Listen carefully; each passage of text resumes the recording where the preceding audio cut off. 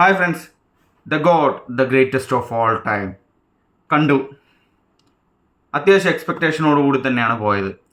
സത്യം പറയണമല്ലോ, ഒരു വിജയിൻ്റെ പടം എന്നുള്ളതിനുപരി ഒരു വെങ്കട് പ്രഭു എന്ന് പറയുമ്പോൾ ഒരു ബ്രാൻഡ് തന്നെയാണ്. വിജയനെ പോലെ തന്നെ ഒരു പ്രതീക്ഷ വയ്ക്കാവുന്നൊരു ഐറ്റമാണ് വെങ്കട് പ്രഭു എന്ന് പറയുമ്പോൾ. പുള്ളിയുടെ ഡയറക്ഷനിലാവുമ്പോൾ വളരെ നന്നായിരിക്കും എന്നൊക്കെ വിചാരിച്ചു. അത്യാവശ്യം വെറൈറ്റി ആയിട്ടുള്ള വല്ല സംഭവങ്ങളൊക്കെ ഉണ്ടാവുമെന്ന് വിചാരിച്ചു. പക്ഷേ സത്യം പറഞ്ഞു കഴിഞ്ഞാൽ ഇപ്പോൾ സ്പോയിലർ ആവുമെങ്കിലും, ഇപ്പോൾ സ്പോയിലർ എന്ന് പറയുമ്പോൾ അത് കുറഞ്ഞു പോകുന്ന എനിക്ക് തോന്നുന്നത്. പടമേ ഒരു സ്പോയിലർ പോലെയാണ് എനിക്ക് തോന്നിയത്. എന്താ പറയുക, പടം തുടങ്ങിക്കഴിഞ്ഞ് അവസാനം വരെ ഒരു ട്വിസ്റ്റ് എന്ന് പറയുന്ന ഒരു സംഭവം നമുക്ക് എഫക്റ്റ് ചെയ്യില്ല, ഫീൽ ചെയ്യില്ല. കാരണം നമുക്ക് പ്രെഡിക്റ്റ് ചെയ്യാൻ പറ്റുന്ന രീതിയിലുള്ള സംഭവങ്ങളാണ് അതിൽ ചെയ്തു വെച്ചേക്കുന്നത്. ഇനിയിപ്പോൾ ഒന്നാമത്തെ പാർട്ടാണ്, ഇനിയിപ്പോൾ രണ്ടാമത്തെ പാർട്ട് വേണ്ട എല്ലാറ്റിലും കൊണ്ട് നിർത്തുന്നത്. ഇപ്പോൾ ഏതൊരു പടം നമ്മൾ കണ്ടാലും ആക്ഷൻ മൂവി ആവട്ടെ, എന്ത് വേണമെങ്കിലും ആയിക്കോട്ടെ, എസ്പെഷ്യലി ഇങ്ങനെ ബിഗ് ബഡ്ജറ്റ് പടമൊക്കെ വരുന്ന സമയത്ത് ഒരു ടെയിലിട്ടിട്ട് പോകും അവർ.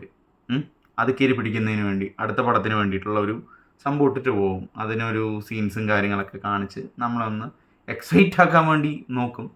പക്ഷേ അൺഫോർച്ചുനേറ്റ്ലി ഈ പടത്തിൽ അത് വർക്കായോ എന്ന് ചോദിച്ചാൽ, പേഴ്സണലി ഒരു വിജയ് ഫാൻ കൂടിയായ എനിക്ക് അത് വർക്കായില്ല. കുറേ പേര് തള്ളിമറിക്കുന്നുണ്ട്, കുറേ പേര് വളരെ നന്നായിട്ട് പറയുന്നുണ്ട്, കുറേ പേര് തീരെ പോരാ പറയുന്നുണ്ട്. പല അഭിപ്രായം വരുന്നുണ്ട്, മിക്സ്ഡ് ആണ് അഭിപ്രായം. എൻ്റെ ഒരു അഭിപ്രായത്തിൽ പടം മേക്ക് ചെയ്തിരിക്കുന്നതിൽ അത്യാവശ്യം തട്ടിക്കൂട്ട് എന്നൊക്കെ എനിക്ക് പറയാൻ പറ്റുള്ളൂ. കാരണം VFX ആയാലും പലതും നല്ലപോലെ അറിയാൻ പറ്റുന്നുണ്ട്. മേക്കിംഗ് അത്രയ്ക്കും അങ്ങോട്ട് നല്ലതായിട്ട് എനിക്ക് തോന്നിയില്ല പേഴ്സണലി.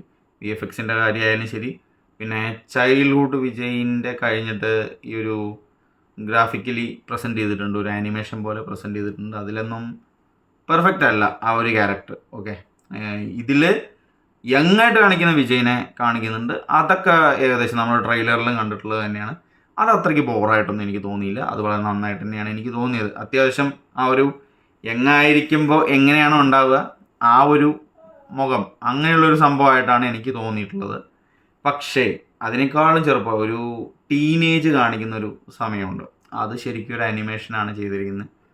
എനിക്കെന്തോ അതങ്ങോട്ട് ഡൈജസ്റ്റ് ആയില്ല സത്യം പറഞ്ഞു കഴിഞ്ഞാൽ. അപ്പോൾ ഞാൻ ട്രെയിലറിൻ്റെ ആ ഒരു സമയത്ത് ഞാൻ പറഞ്ഞിട്ടുണ്ടായിരുന്നു, ആദവൻ എന്ന് പറയുന്ന മൂവിയിൽ സൂര്യയുടെ ചൈൽഡ്ഹുഡ് അങ്ങനെ കാട്ടിയിട്ടുള്ളത് എന്നൊക്കെ പറഞ്ഞിട്ടുണ്ടായിരുന്നു.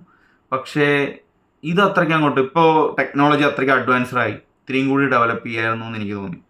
ആ ഒരു സംഭവം ഉണ്ടോ, ആ ഒരു ടീനേജ് കാണിക്കുന്ന ഒരു സംഭവം, ഒരു കൗമാരപ്രായക്കാരനായിട്ടുള്ള വിജയനെ കാണിക്കുന്നുണ്ട്. ശരിക്കും നമ്മുടെ വിജയൻ്റെ പഴയ ഫോട്ടോ ഒക്കെ കാണുമ്പോഴുള്ള ആ ഒരു ലുക്കാണ് കൊടുത്തിരിക്കുന്നത്. പക്ഷേ ഞാനൊരു അനിമേഷൻ ഡിപ്ലോമ കഴിഞ്ഞിട്ടുള്ള ഒരാളാണ്, അതുകൊണ്ടായിരിക്കാം ചിലപ്പോൾ, അല്ലെങ്കിൽ കണ്ടിട്ടുള്ള എക്സ്പീരിയൻസ് വെച്ചിട്ടായാലും ഒരു നോർമൽ ഓഡിയൻസിനായാലും തോന്നുന്ന ചില കാര്യമാണ്. അതിലെ കണ്ണ് പോകുന്ന രീതി. ഓപ്പോസിറ്റ് നിൽക്കുന്ന ആരാണെന്ന് പറയുന്നില്ല, പുള്ളിയോട് സംസാരിക്കുമ്പോൾ ഇങ്ങനെയുള്ള ഒരു അപ്പിയറൻസ് വരുന്നുണ്ട്. ആ ഒരു അനിമേഷൻ ക്യാരക്ടറിൻ്റെ, വിജയിൻ്റെ എന്ന് പറയാൻ പറ്റില്ലല്ലോ, ഒരു അനിമേറ്റഡ് ക്യാരക്ടറിൻ്റെ ആ ഒരു ഇത് സിങ്ക് ആവുന്നതായിട്ട് എനിക്ക് തോന്നിയില്ല. ഡയലോഗ് വരെ ഒരു വോയിസിനനുസരിച്ചിട്ടുള്ളൊരു മൂവ്മെൻറ്റ്സ് അതിൽ വന്നിട്ടുള്ളതായിട്ട് തോന്നിയില്ല. ഒരുപാട് പോരായ്മകൾ പടത്തിനുണ്ട്. ലാഗ് അടിച്ച് വരുന്നുണ്ട്. അതിൻ്റെ ഇടയിൽ കോമഡികൾ കുറേ എണ്ണം ഇട്ടതൊക്കെ വളരെ നന്നായിട്ട് ചെയ്തിട്ടുണ്ട്. ഈ ഒരു ഏജ് ആയിട്ടുള്ള വിജയ് ഇതിലൊക്കെ കാണുന്ന പോലെ തന്നെ ട്രെയിലറിൽ തന്നെ എല്ലാവിധ കാര്യങ്ങളും പറയുന്നുണ്ട്. ട്രെയിലർ കണ്ടാൽ ശരിക്ക് പിന്നെ സ്പോയിലർ എന്ന് പറയാനൊന്നും തന്നെ ഇല്ല. ട്രെയിലർ എങ്ങനെയാണോ അതേപോലെ തന്നെയാണ് മൂവി. അതിലിപ്പോൾ പ്രത്യേകിച്ച് ഇപ്പോൾ കൂടുതലൊന്നും പറയാനൊന്നും എനിക്ക് പ്രത്യേകിച്ച് കിട്ടിയില്ല സത്യം പറഞ്ഞു കഴിഞ്ഞാൽ. ലിയോവിനെയൊക്കെ നമ്മൾ കൂട്ട് പൂജിക്കണം. അത്രയ്ക്കും നന്നായിട്ടാണ് അത് എടുത്തു വെച്ചിരിക്കുന്നത്, മാസമായിട്ട് എടുത്തു വെച്ചിരിക്കുന്നത്. ഇതിങ്ങനെ പഞ്ചിങ്ങനെ വന്ന് പോകുകയെന്നല്ലാതെ എനിക്കെന്തോ എന്താ ചെയ്യുക, എനിക്ക് തീരെ വർക്കായില്ല പടം സത്യം പറഞ്ഞു. ക്യാരക്ടേഴ്സ് ഒരു ക്യാരക്ടർ അല്ലല്ലോ, ഇതിലും കാണിക്കുന്നുണ്ടല്ലോ. അപ്പാന്ന് വിളിച്ചിട്ടൊരു ക്യാരക്ടറുണ്ട്. പുള്ളിയുടെ ക്യാരക്ടർ ചെയ്തിട്ടുള്ളത് വിജയ് അത്യാവശ്യം ബോറായിട്ട് തന്നെയാണ് ചെയ്തിരിക്കുന്നത്. ഇനിയിപ്പോൾ ഇതൊക്കെ പറയുമ്പോൾ തന്നെ പൊങ്കാലി ഇടാനൊക്കെ നിങ്ങൾക്ക് തോന്നും. പക്ഷേ എല്ലാ വിജയിൻ്റെ പടങ്ങളും ആസ്വദിച്ച് കാണുമെങ്കിലും തെറ്റുകുറ്റങ്ങൾ കണ്ടു കഴിഞ്ഞാൽ ആസ് എ പ്രേക്ഷകൻ ഞാൻ പറയാറുണ്ട്, വിജയ് ഫാനാണെന്ന് പറഞ്ഞിട്ട് ഉള്ളത് പറയാതെ പൊക്കിയടിക്കാനൊന്നും എനിക്ക് അറിയില്ല സത്യം പറഞ്ഞു കഴിഞ്ഞാൽ. ഈ ഒരു യങ് ആയിട്ടുള്ള ആ ഒരു സംഭവം കാട്ടിയിട്ടുള്ളതിൻ്റെ അഭിനയമായാലും ഒന്നും അങ്ങോട്ട് ഫീൽ ചെയ്യില്ല. ഏജ് ആയിട്ടുള്ള വിജയിൻ്റെ അഭിനയങ്ങളും കാര്യങ്ങളും ആ ഒരു ക്യാരക്ടർ സംഭവങ്ങളെല്ലാം നമുക്ക് അവരുടെ ആ ഒരു ഫീലിനൊത്ത് ക്യാരക്ടറായിട്ട് കണക്റ്റ് ആവാൻ പറ്റും. യങ് ആയിട്ടുള്ള വിജയിൻ്റെ ക്യാരക്ടറായിട്ട് കണക്റ്റ് ആവാൻ പറ്റില്ല, ഭയങ്കര ബുദ്ധിമുട്ടാണ്. ഭയങ്കര ബുദ്ധിമുട്ടെന്ന് പറഞ്ഞു കഴിഞ്ഞാൽ ഒരാളെ കൊല്ലുകയാണെങ്കിലും അത് അയ്യോ കൊല്ലുകയാണ് എന്നുള്ളൊരു സെൻറ്റിമെൻറ്റ്സ് എന്തെങ്കിലുമൊക്കെ തോന്നില്ലേ മനുഷ്യന്? തോന്നില്ല, തീരെ തോന്നില്ല. എന്താ ചെയ്യുക? അത് തോന്നിയില്ലെങ്കിൽ ആ ഒരു ക്യാരക്ടർ തോൽവിയായി എന്നാണ് അതിൻ്റെ അർത്ഥം. പിന്നെ ഒരു ട്വിസ്റ്റ് കൊണ്ടുവരാനൊക്കെ നോക്കുന്നുണ്ട്.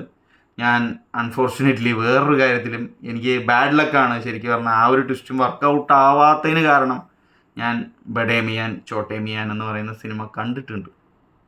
അക്ഷയ് കുമാറിൻ്റെയും ടൈഗർ ഷറഫിൻ്റെയും ഒരു സിനിമയാണ്, അടുത്തിറങ്ങിയ പടമാണ്. അതിൽ പൃഥ്വിരാജൊക്കെയാണ് വില്ലൻ ആ മൂവിയിലെ. OTT-യിലാണ് ഞാൻ കണ്ടത്.